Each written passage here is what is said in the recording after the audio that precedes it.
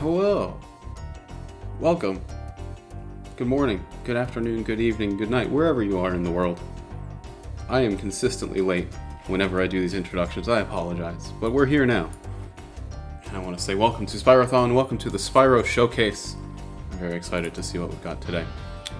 For anybody who's new to Spyrothon as a whole, it's the first time you're hearing about us, first time you're seeing this channel, I just want to give a quick introduction. Spyrothon is a event that came out of the Spyro community, wanting to show off the best of the Spyro games. The Spyro speedrunning community itself, there's a whole lot to offer, and at the time, just wanted to show off, the people that were part of it that made it such a great thing, and the excitement in the games themselves. That was back in 2015, 2014, I believe. One of those two, I actually don't remember. But yeah, it's continued to grow from there. We started this Twitch channel about 3 years ago now, Spyrothon 3. We've kicked off the events there. We've organized one every year since then, and now we are into 2020. It's a very exciting time. I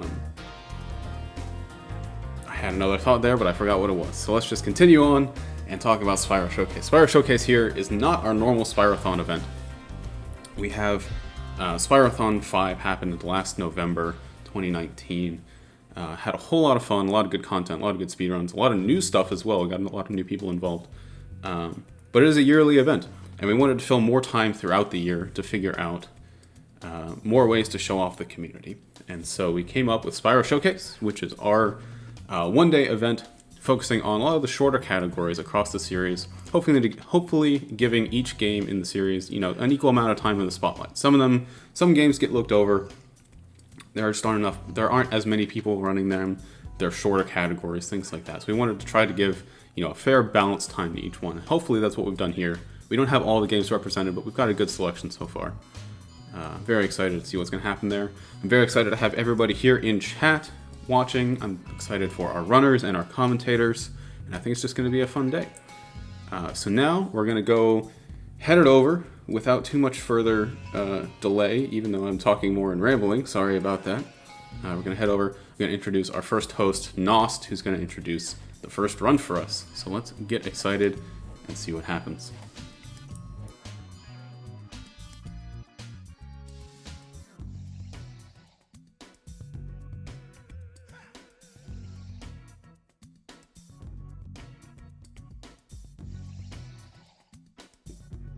Want me to take on over then, 40?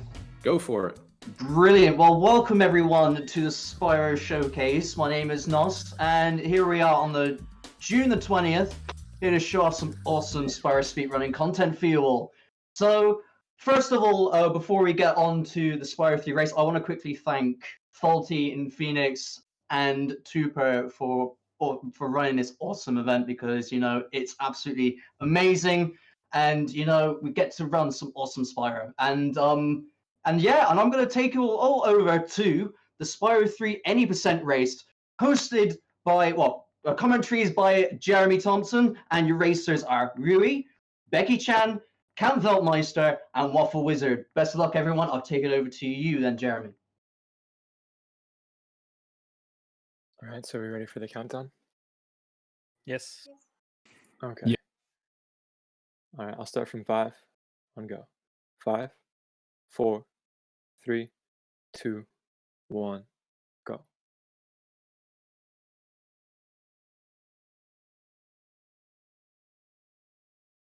All right, just a second. Gonna get the live stream set up.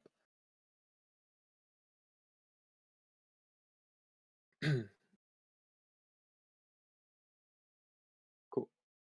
All right, so this is Spyro 3 Any Percent, which basically the point of this is just to beat the first sorceress fight as quickly as possible. Usually you're intended to have 100 eggs to open that door. However, there's a skip to not have to have 100 eggs, and that allows us to enter with quite a few fewer, which we get to enter the sorcerers with 19 eggs. There are a few that we need to get, those being the end of level eggs for each main level in the homeworld. Those unlock the vehicles, which then we can fight the bosses. Worth noting is that while Waffle and Kampfi are both on emulator, Rui's on PAL PS2 and Becky's on PSTV. So the differences between emulator and PSTV are strictly load-based. There are some bigger differences between PAL and TSC that I'll mention. So they're all in Sunny Villa, and they're going to go for things called dead body proxies. And essentially what a proxy is for dead bodies is that there are certain objects where you can charge through them, but you can't glide through them. And if you charge jump and press X, you get a stutter in your charge. It's one frame, and then you begin charging on the next frame. And that one frame stutter is a glide. And so during that frame, the game recognizes that you're inside of an object that you shouldn't be inside of, and it throws you out of it. And because you're charging on the next frame, you retain that velocity as a vector, depending on what time you press X on. So finishing up, I think at least 2 of them, maybe 3 of them are going for something called Waterfall Swim. I think Becky is going to be going for Whirlwind Bypass Swim in Air. And Swim in Air is another huge glitch in Spyro, maybe the most iconic one, where basically if you consider water to not be like a physical body of water, but you consider it to be a trigger and a container. Nice. Waffle just got it first try. Then if you can trigger swim and not be confined within that container, then you can swim wherever you want to swim. And there are certain containers that aren't really even containers where you have a plane of water, and as long as in that level there's a swimmable body of water, then you're still able to get swim. There's a swim trigger that exists underneath all of the physical planes of water, the two-dimensional ones. And so one of those kind of bleeds out a little bit, and we can get waterfall swim from that. Kind of rapid fire with these, but one other thing worth mentioning is the fact that locked portals, they can be locked because of gem requirements, they can be locked because of egg requirements, or because you need to hit them with a rock in the case of enchanted towers. But those portals are still available, they're just out of bounds, still fully active, and so if we get out of bounds, we can go into them without the requirements. Becky's attempting Superfly jumps right now to get Whirlwind Bypass. Very nice. Lost the camera, but looks like she got the swim all right.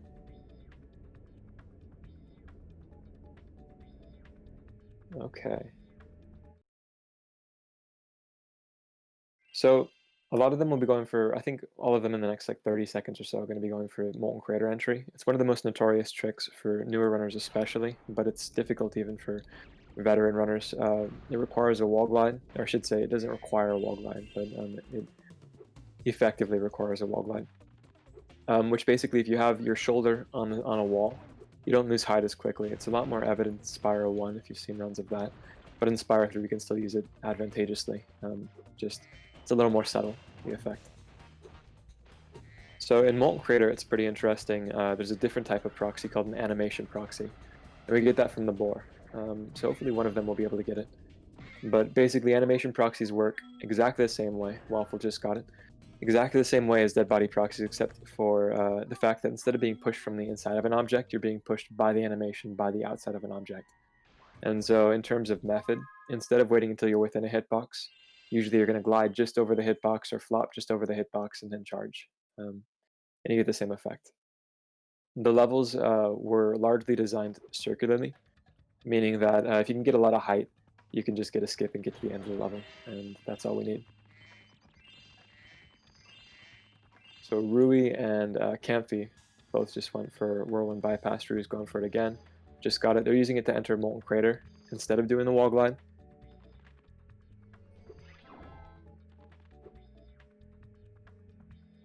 And there was a slightly different route that I failed to mention. Becky did Cloud Spires early. I see Waffle's doing it right now. So the routes will line up when they go into Sheila. Waffle, he's going around the outside of the level and touching an area portal that kind of bleeds into the back, and it just gets him into the area portal. It's a very common glitch. You'll see it used very nicely way later in the run to get into the Sorceress fight. But a lot of area portals, almost every single one, is much larger than it appears to be visually.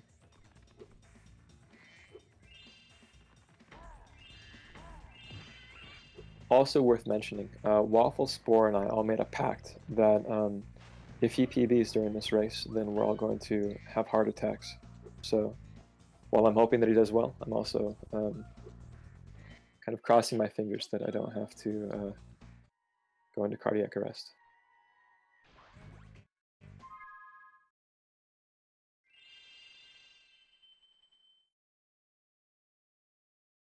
All right, so Waffle's going into the last level of the homeworld. Sheila's up. It's an interesting level just in the fact that it's the first critter level. Throughout the game, you're allowed to play as 4 other characters, technically 6 other characters if you count Hunter and Sparks, but in this run you won't see either of them, and you won't see Agent 9 either in terms of playability. But we see Sheila, we see Sergeant Bird, and we see Bentley. So Sheila isn't too interesting in terms of mechanics. You just walk and kick. She has really big feet and she kicks enemies, as kangaroos do. But it's worth noting that this is the first real instance of RNG, which just refers to any randomness within the game. And so a lot of these pickaxe Rhinox have pretty random patterns. Usually if you finish the level similarly, then they'll line up kind of the same way, but there's one extra one that spawns within one of the huts randomly, so it has 1 of 4 options. And that's the one you'll see most often off course. So now Becky's going into Sheila. Looks like Kampfi might be going into Sheila as well, and Rui.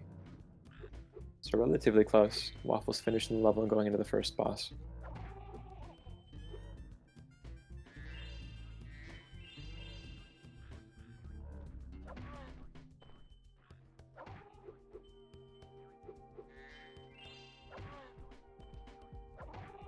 So I often see people mention Bianca Skip, and Bianca Skip is something that exists to a certain extent.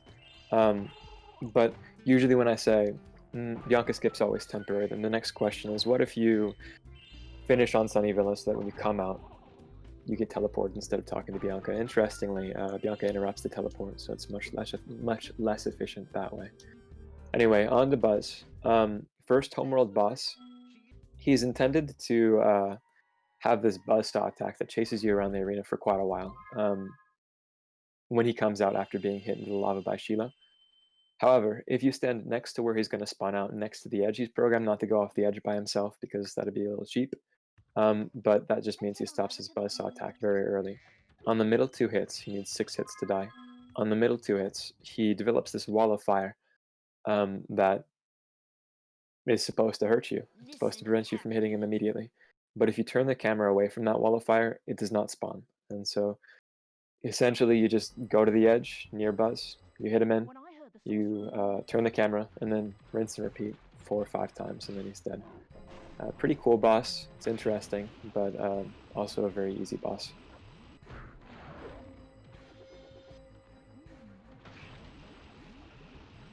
So Waffle is just now finishing Sunrise Spring, moving on to Midday Gardens. It's the second homeworld. Hopefully Becky doesn't die. Needs to be pretty conservative with how she's turning the camera. But if she does, she has enough of a lead over Rui and Kampfi that she'll still be about even with them. So we'll see what happens there.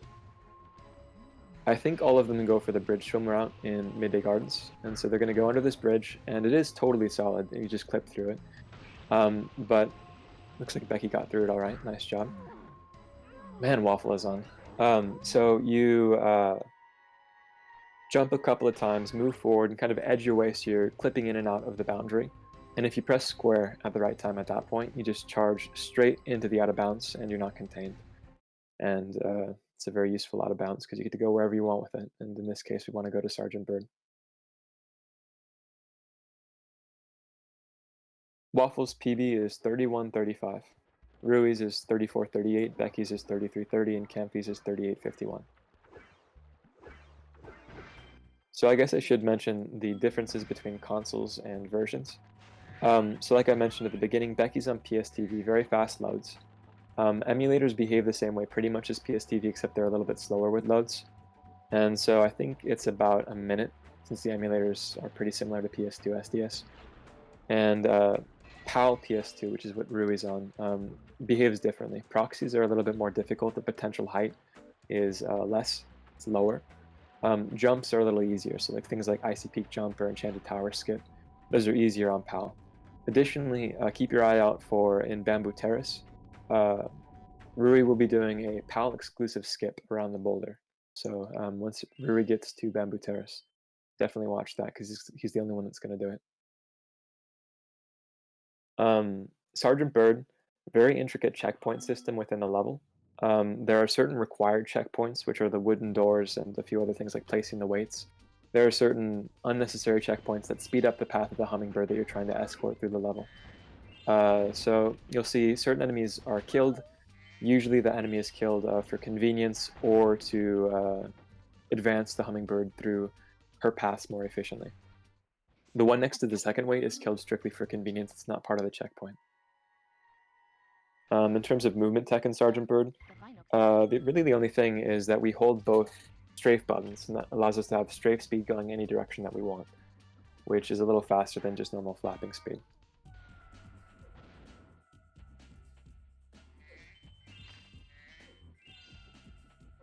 Looks like Becky and Rui are very close together. Wafflewizard in Spooky Swamp doing very well. He's practicing Croc Proxy right before the race. Got a decent attempt at it. The setup was pretty good. Just pressed X a little bit early for the proxy. So you have 4 chances to see a haiku. Gotta be quick. Try to read it. I'm impressed if anyone can. If they mash correctly, you probably won't. Hopefully one of them will get Thelonious Glitch, which is based on the enemy aggro, and that is affected by camera and Spyro's position. And if you see that, Spyro will be laying an egg. You'll know it when you see it. Also, I guess worth mentioning for Kampfi and Rui is that it is possible to lose the hummingbird, especially if you don't go for the extra checkpoints that are unnecessary. There's one checkpoint that gets checked after the hummingbird is at her stopping point, and you can get past that checkpoint before she is. And if you get past it, then it'll start checking it once you're already through it, and then you just have to go back and collect it. Really annoying, loses a bunch of time. Hopefully it doesn't happen to anyone.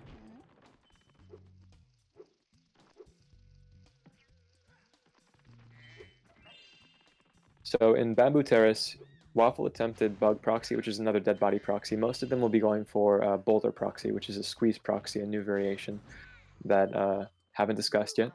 The analogy that I like to use is to hold a wet bar of soap between your hands and squeeze it. And if you squeeze it in a certain way, then it's going to careen off. It's going to just get chucked somewhere. And that's essentially what's happening with Spyro, where his hitbox gets condensed past a certain threshold, and he gets chucked up to an area with less pressure. And it can be very useful if you can get a lot of height from it, or in the case of Helmet Proxy, if you can get some horizontal velocity on it.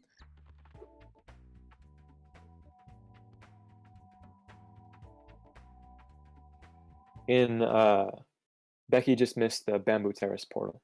And it's worth mentioning that in Sunrise Spring, the portals had little mustaches that you could see. There were visible sections of the portals, just based on how they were constructed. In Midday Gardens and beyond, the portals are totally invisible, and so we use certain visual cues that are still in the boundaries, but still it's possible to miss them, and it happens occasionally. Kampfi's a little bit stuck. This is actually a very unfair ledge. It's cool that he got up, because if you get stuck down there, then you can just get stuck all the way, pretty much. To depend on, I don't know if it's truly RNG, but it's hard to get out of that. In many cases, the developers tried to make levels so that things were just barely out of reach. They tried to make things tantalizing. And in the case of Enchanted Towers and Icy Peak, and a lot of other cases, but these two in particular in this run, those things are just barely within reach if you have good jump mechanics. And so I think a lot of them are going to be going for another squeeze proxy. Waffle went for it and missed it. Another squeeze proxy from the Jackhammer Rhino. But you could also get a bridge skip, which is a charge jump skip. And actually, a few years ago, back in 2014, the old strats that have since been retired, you can jump around the towers, and there are a couple of strats that emanate from that. Pretty cool. Becky and Rui are very close together right now, within 5 seconds of each other.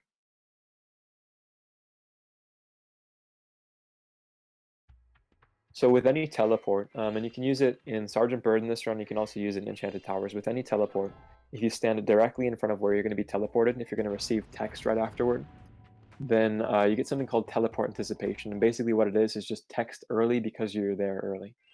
And you get it about 1/4 of a second before you normally would. Just a small optimization. So you used to see people mess around a lot in Enchanted and Sergeant Bird. Now we can't have fun because we actually have to go fast sometimes. You can still make the choice to lose 1/4 of a second. but at that point it's just entertainment based. Icy Peak Skip is notorious for killing runs in marathons. Started from when Toto and Saboom did the 2014 AGDQ race. Since then it's been cursed, so hopefully it goes pretty well for all the runners. Waffle got a first try, just barely. That was a very clutch hover.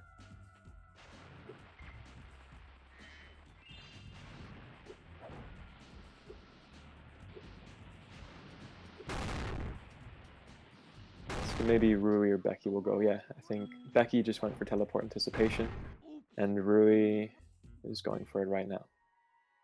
So if you want to see what it looks like, it's just talk to the guy early and wait. You can throw a flame out, hit him. It's always worth doing. Any NPC abuse is worthwhile, in my opinion.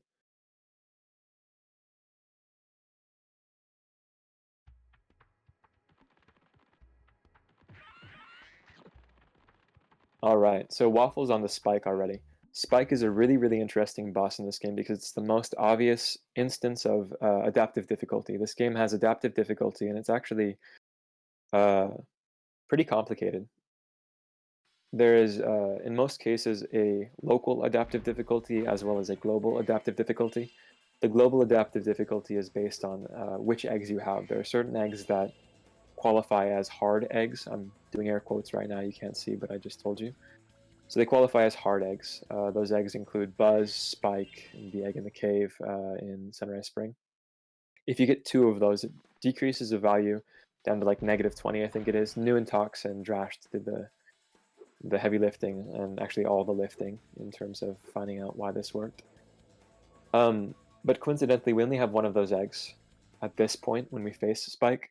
So if you have 2 of them, it goes to hard mode globally. If you have 1 of them, it does not. And if it does not, Spike is much easier. If you watch eggs, or if you watch categories like 100 egg or 117, then you'll see Spike has 3 more health. He shoots more aggressively, and no fodder drops throughout the fight. In this fight, he only has 6 health total. Fodder drops if you're on green sparks, and he only shoots once for the rock phase, twice for the red phase, and 3 times for the blue phase. So it's faster, it's easier, lots of fun. In terms of local difficulty, that also exists, and I think, if I remember correctly, if you die 5 times in Spike consecutively, then that's how you get local difficulty to be easy mode. So if you want to do that in 100 egg, by all means.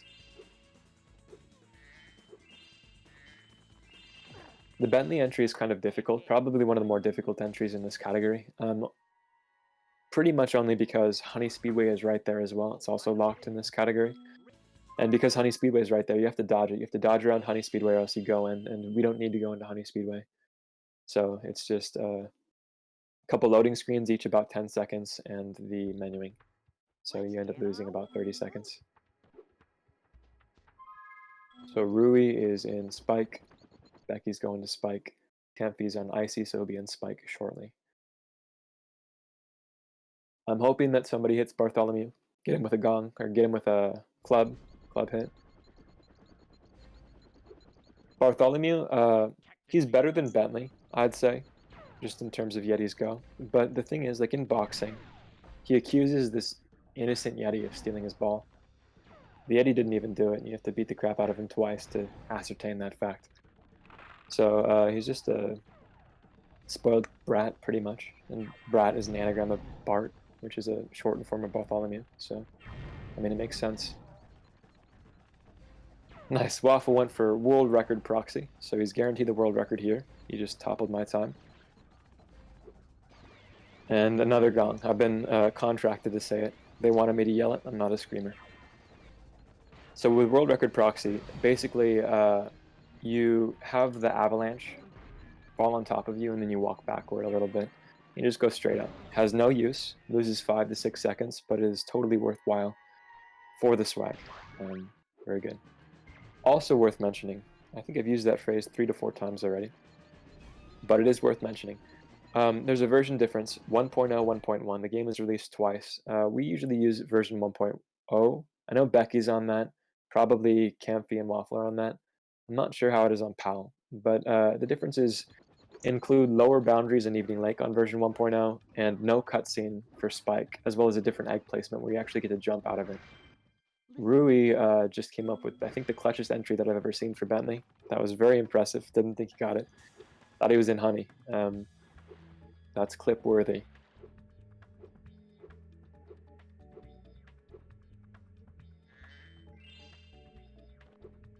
Alright, so Mammoth is one of the starter proxies. It has a pretty wide hitbox and a high potential height, so it can be done without too much trouble usually. A long time ago, back in 2014, we used to only go for Mammoth, Helmet, and Sunnyvilla Proxy, and Sunnyvilla Proxy was mostly because it was in the beginning, and Helmet was mostly because we didn't want to do Saboom jumps.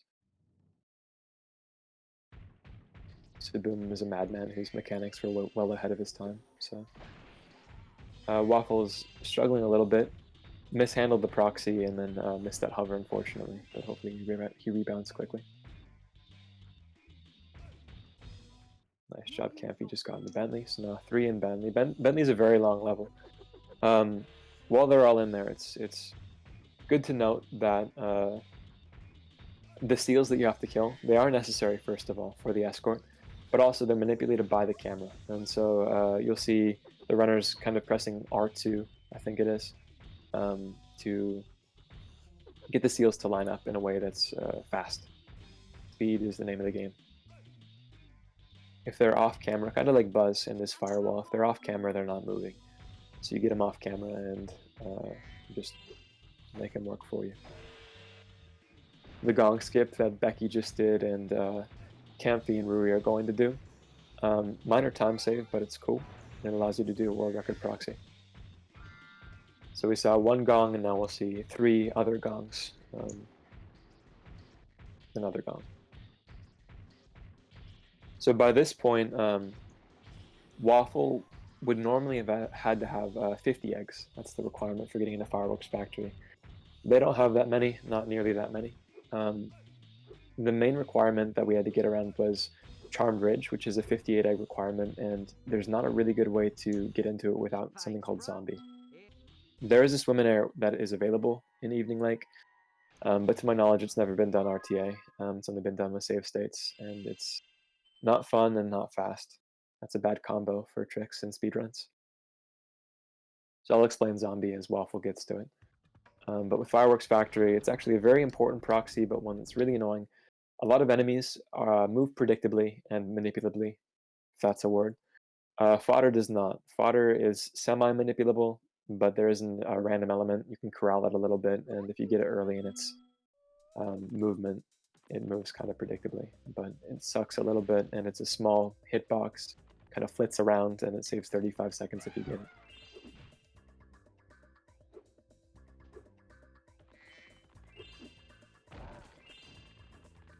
Okay, so the escorts that they've done to this point in the critter levels, they are unbreakable escorts, which means you actually have to do everything that you're supposed to do, unfortunately. And this has actually been tested because what you'll maybe see 1 or 2 of them do, I don't know if everyone goes for this, but is skip to the end of the level, get a Zoe, so a save point, and then Death Abuse. And what that does is it teleports Crazy End to the end of the level, and saves about 6 seconds, 4 to 6 seconds, depending on your Sparks value entering.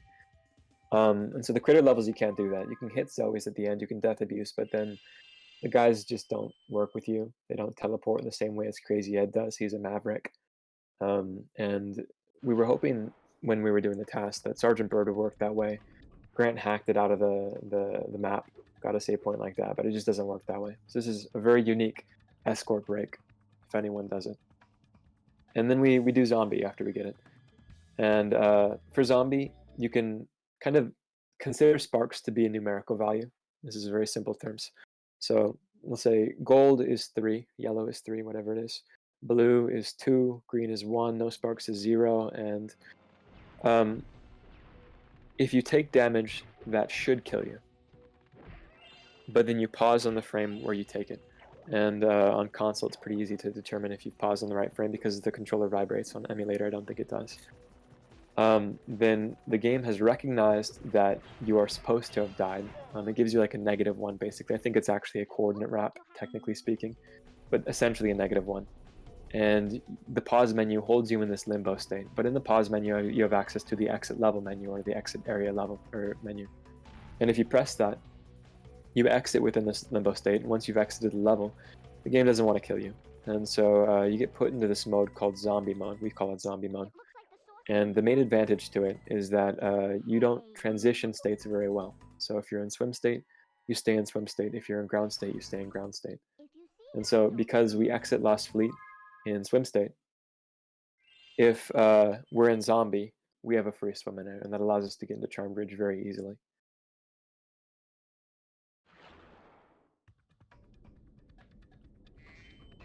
You'll see a lot of them will either go for a proxy, and if they miss that proxy, they might death abuse. That's usually the safe bet to do. To clear zombie, you have to die or hit certain cutscenes. Coincidentally and conveniently, the cutscene at the end of Charm Bridge clears zombie for you. However, getting through Charm Bridge without dying, if you don't do a proxy, a little more difficult. And if you don't have a proxy, you have to do a pretty difficult flame charge jump as well to hit the cat wizard.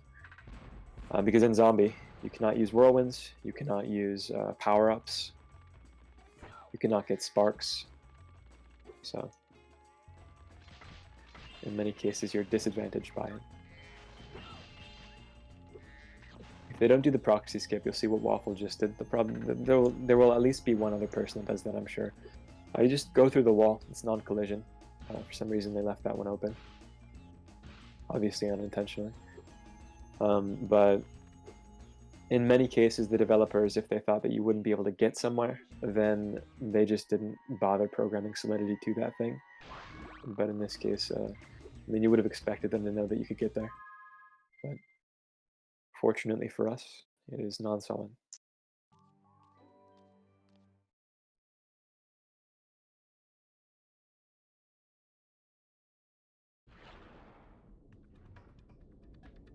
So very quickly, we're into the penultimate boss, and it is a terrible boss. And by boss, I of course refer to Bentley, the Yeti, who is supposed to be an ally, but instead is an enemy of every runner who has ever done this category, and just a bad person in general. Bentley has the option to give you a red rocket or a green rocket, and if he gets you a red rocket, then you get 50 of them, and each one does 1 damage to Scorch. If he gives you a green one, you get 1 rocket, and each one does 1 damage to Scorch. It homes a little bit, makes up for it in total, right? That's perfect. But usually if you get a green rocket before a red rocket, you're losing like 10 seconds, sometimes more. There's some negligible time loss to Scorch's attacks. You want him to throw those fireballs out, like a bunch of fireballs at once, energy blasts, whatever you want to call them. Waffle did the real strat to manipulate reds out, which is to hit Bentley with a green. He deserves it. He's a bad person, like I mentioned. So yeah, you can get these double hits with red rockets that are very useful. Waffle's gotten 2 greens, now got a red. That's good.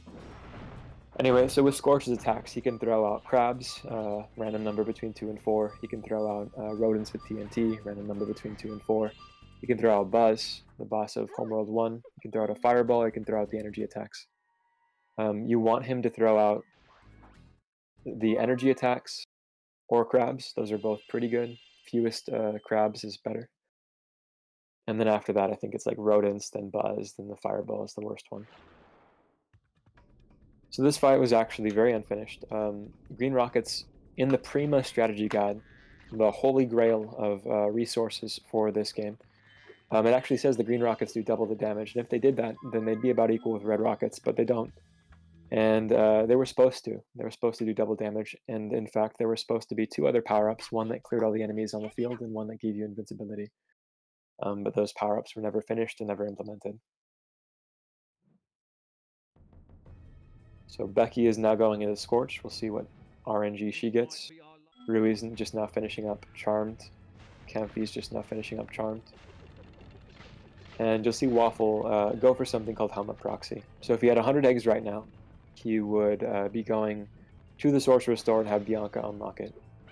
Spoilers, she is a good person now. She's a good rabbit. And she is on our side. So she unlocks the door for you if you have 100 eggs. If you don't, you have to be more creative. And so, like I mentioned in Cloud Spires, when I think Waffle went for the area portal skip, nice job, you got first try on it. Area portals in a lot of cases bleed. They're a lot larger than they appear to be. And the Sorceress's area portal is no exception. And so there's a part of it that leads out into the mountain. And there are a couple ways to get into the mountain.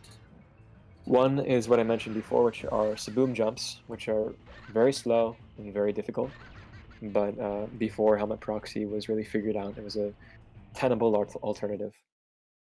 But also we can get a Squeeze Proxy, which I mentioned in Bamboo Terrace and also reiterated in Enchanted Towers. And this Squeeze Proxy, we want to go horizontal and backward, and then we slide up the wall on a slidable portion, and then get right to that loading zone. And then we're in Sorceress, without having collected 81 of the eggs we were intended to collect.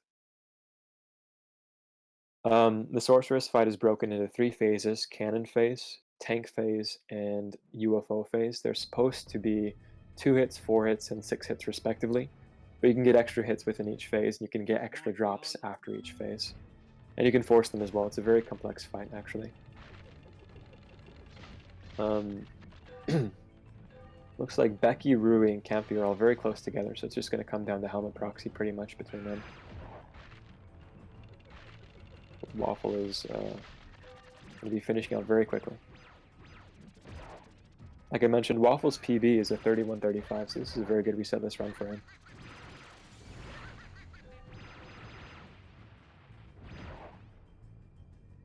Looks like he didn't quite get the UFO skip, which would be the extra tank after you get 6 hits. So he's going to get a UFO.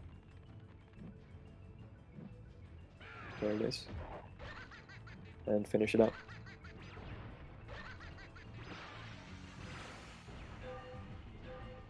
So Rui's going for Helmet Proxy right now. I mentioned before that proxies are a little bit different on PAL. Helmet Proxy is one of those things that has to be done in method a lot differently. If you want to learn Helmet Proxy, Grant has some good tutorials on speedrun.com/Spyro3/resources. Maybe that might be the link. But that's a tutorial that all NTSC runners can use, and it's pretty good. Very good. Nice job, Grant. Rui can't use that. He has to do slightly different inputs in a slightly different setup. So, and in most cases, he will also have to do an intermediate jump after Helmet Proxy. So in many ways, he's disadvantaged by PAL, but he gets to do the Bamboo Terrace exclusive skip, and Waterfall is easier. Finally. Nice job, Waffle. Just finished. It looks like Becky got into Sorcerer. No, she's okay. She just came out of Scorch. Spyro, I know you. Now going into Helmet Proxy. So she's even with Rui, and Kampfi is only a couple of seconds behind her. Very close between these 3.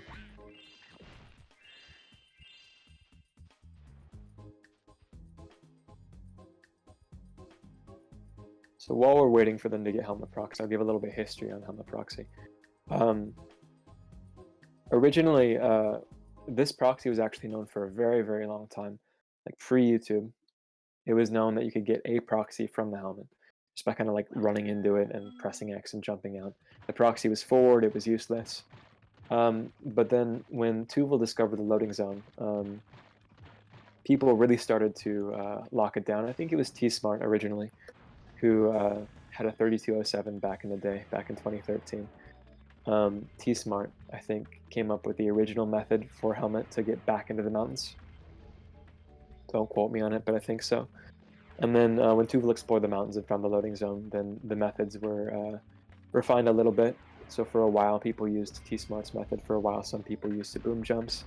And then Wed came up with this really consistent and higher way to get Helmet Proxy, where we do this like rotated input that consistently gets more speed and more height.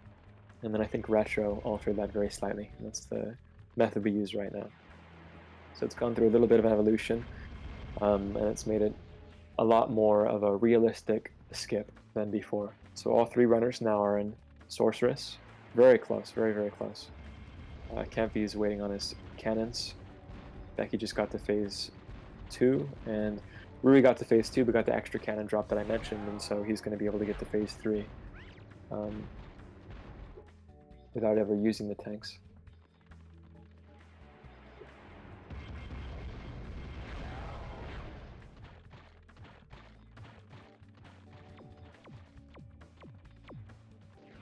There's his UFO. Skip that phase. Becky's on a tank right now, and he has a couple hits left.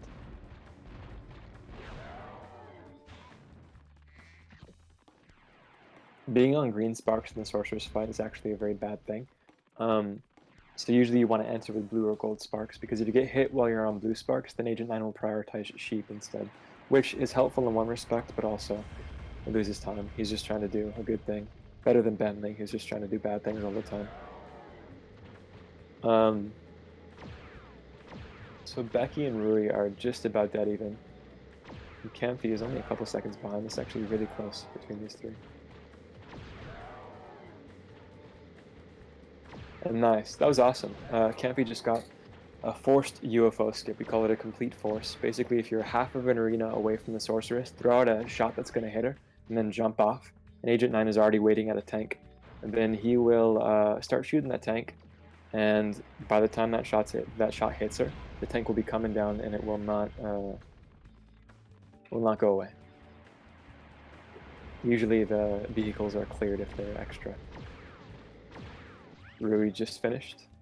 Becky gets hit off at the last moment, but he's about to finish, and Kampfi's on his last hit, gets hit off in the same way Becky did. And Becky's done too.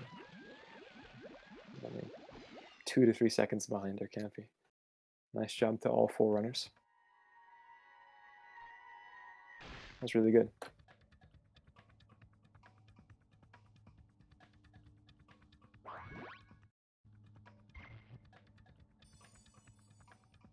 Yeah, honestly, that was a very, very good race. All 4 runners should be proud of what they did.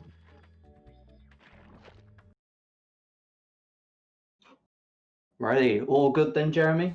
Yes. All good. Well, massive grats to all the runners managed to get it all within estimate.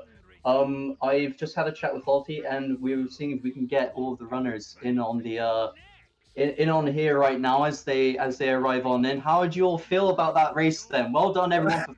For Ends at the end. I'm not too sure who got second. What was the results? We all finished around the same time. Right. So basically, it was a very, very close one actually. So Waffle was on the first, then it was Rui, then it was Becky, and then it was Kampfi. Yeah, because I missed that last shot. Can we Yeah, but you give a still shout out PB'd. to Kampfi though, because Yeah. this run of his was actually a PB. It was Nice. really Hey! impressive. That was a Oh, good wow. PB, yeah. And I Awesome. even Well done, Kampfi. my old PB was actually 3 seconds overestimate, so I just YOLO'd this race. Nice. You know the exact time that you got, Worked. Kampfi? Awesome stuff, everyone. Do you know the exact time you got, Kampfi? Were you splitting? No, I was not splitting, sadly, but Becky told me or Waffle like 37, 31. 31 or 30, I Nice. think it was Like around a- there, yeah. Over a minute. Someone in So, chat more than- said no, it was more than 30 37, 30, so What does it Yeah. say? 37:30. 37:30. When did the timer start though? On new game or on loading screen? On movement? It probably started on new game. Then it's so isn't that's that short like, then. then it's isn't that actually 20 seconds shorter then? No, even Yeah. more, right? I'm on Yeah, emulator. so you PB by a mile, bro. Could That's that be so fucking cool. I split and I finished at 36:56. Yeah, I was only like And 2 you were seconds like- after. Yeah, 5 seconds or something. Then it's It was Yeah, very, probably very even neck on neck. then it's probably a sub 37 even. Yeah, we Yeah, need to I'll retime retime that. Yeah, I'll you all check. did I'll very well. Very, Yeah, very well, well done, Thanks. everyone. Just are there any final words if you lot want to shout out to anyone before we move on to the next run? Shout out to Jeremy for commentating. Yeah. Yeah. Give it a Definitely. listen. And big shout outs for helping me at least a lot with the run, and yeah, to all the wonderful Yeah. people I could race here. Like, this was a lot of fun. Mm. Yeah, definitely. And obviously thanks to Spyrothon for having us. It was a good race. It was so fun. And it's like a good opportunity for us. So yeah, it's a huge thank you. And now Awesome. enjoy the next run. Yeah. Yeah. Yep, thank you. Talking Thank, Charlie if I'm not. Yeah. right, thank you all, everyone. It's been absolutely awesome. Next up, we have Tyzera with Spyro 2 14 tally, and And yeah, and that will be starting relatively shortly. So see you all in a very short moment.